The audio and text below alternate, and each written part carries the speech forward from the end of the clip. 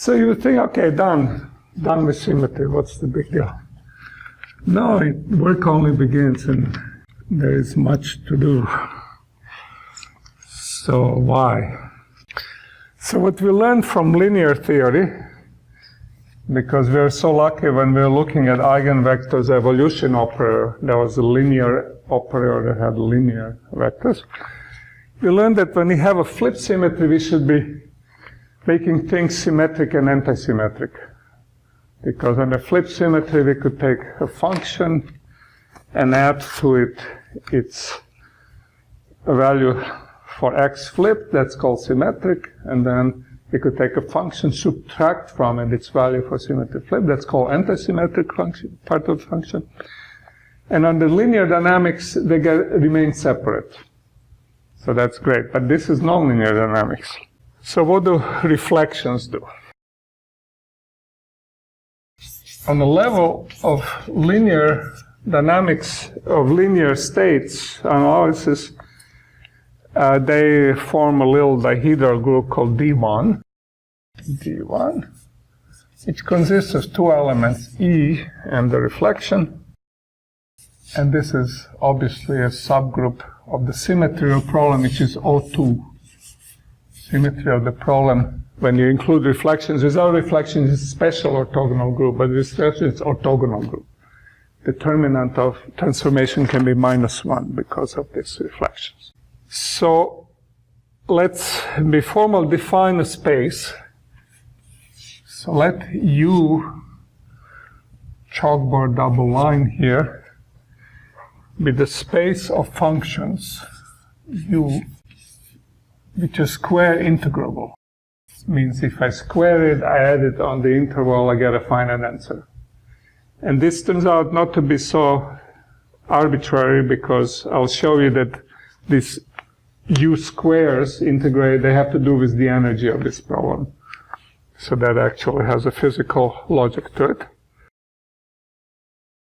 So from space of all functions, we just pick up square integrable guys, and we also require that they're periodic. So that's our function space. When we were low dimensions, finite dimensions, we had no qualms about spaces. We thought of every manifold, which was our state space, as subgroup called R to the n. We had n real or d real numbers, but now we're in infinite dimensions, so we have to be a little more cautious. But just to say something, this space is too big, but it doesn't matter for what I want to say next. Now, because we have relation that R square, that means I can define two projection operators.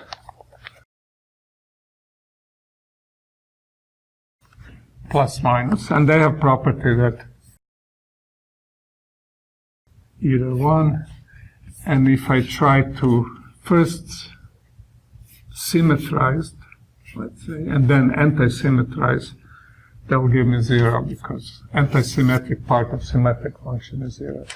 So they're projection operators. And now if I apply it to these fields, I will apply, by definition, of what this thing does, which is kind of obvious.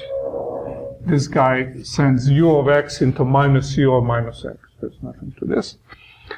And I can now write every field as u plus and u minus, with symmetric and antisymmetric parts. And if it was a linear theory, that would be the end of the story. They would just stay this way. But when I stick them into these equations, which I've erased, but basically equation with mu set equal to 1, then I get two equations. I've got u plus equation, u minus equation.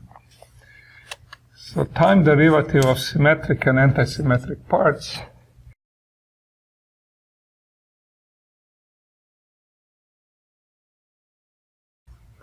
for the plus part, it acts, this is linear, and then same thing happens here. in the antisymmetric guy, I'll find out that I get U plus U minus. But now the nasty thing is that these guys are mixing evolution in plus and minus spaces, the nonlinear part. However, there is a subspace.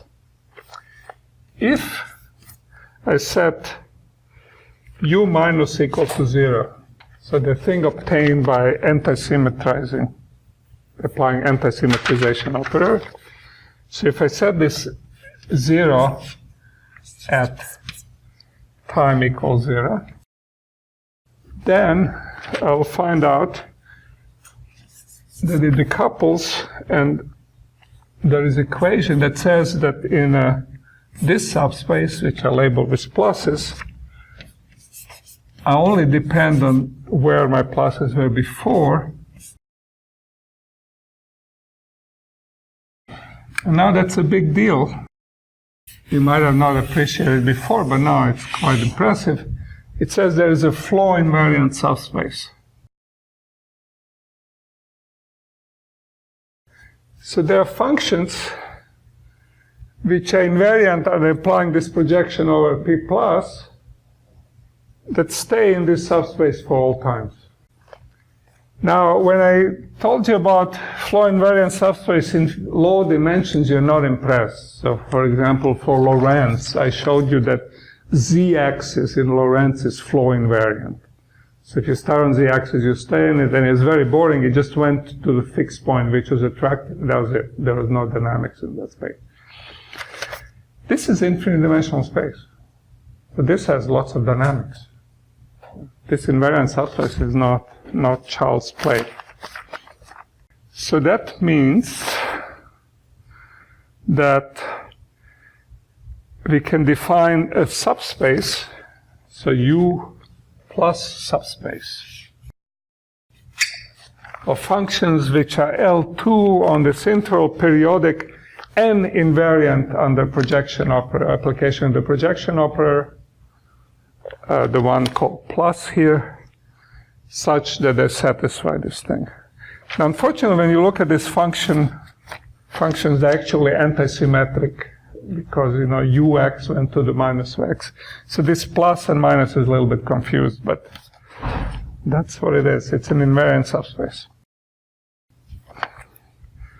So that's it, and you say, okay, now we are done with symmetries. You have a flow, you have O2 group, and it turns out there is one invariant subspace, and you're done.